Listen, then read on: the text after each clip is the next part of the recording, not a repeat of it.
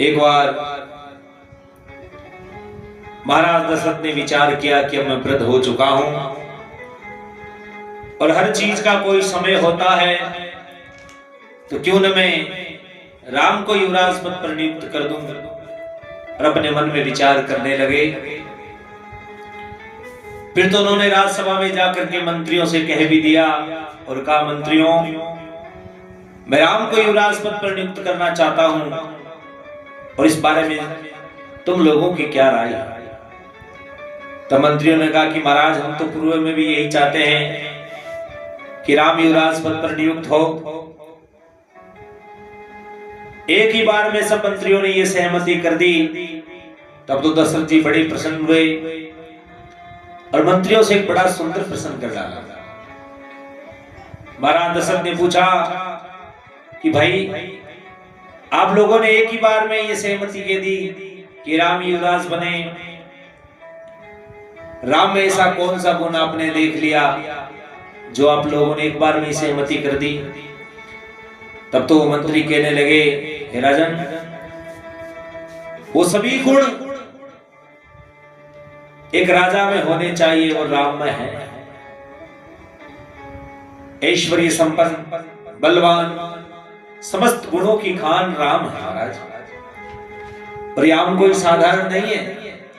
दिव्येर गुणे शक्र समो राम सत्य पराक्रम। सभी दिव्य गुणों से युक्त, पराक्रमी और सत्य और निष्ठावान राम भी इन सभी गुणों से युक्त है महाराज। और ये प्रजा को सुख देने वाला है। प्रजा सुखत्वे चंद्रस्य, चंद्रमा जिस प्रकार रात्रि में शीतलता प्रदान करके लोगों को सुख प्रदान करते हैं, उसी प्रकार राम भी महाराज लोगों को सुख प्रदान करने वाले हैं।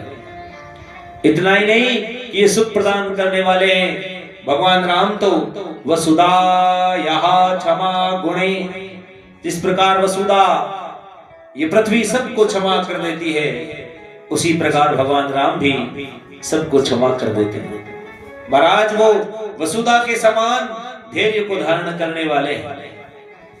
और बुद्धया बृहस्पते स्तुल्यो, वो बुद्धि में बृहस्पति के समान है महाराज। और देवराज इंद्र से 1000 गुना ज्यादा वो पराक्रमी है। अब महाराज, उनके कौन से गुण का बखान किया जाए।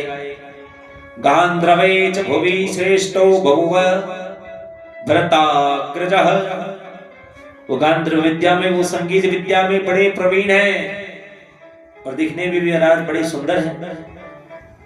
वैशनस मनुष्यानां वृषं, नगर में कोई दुखी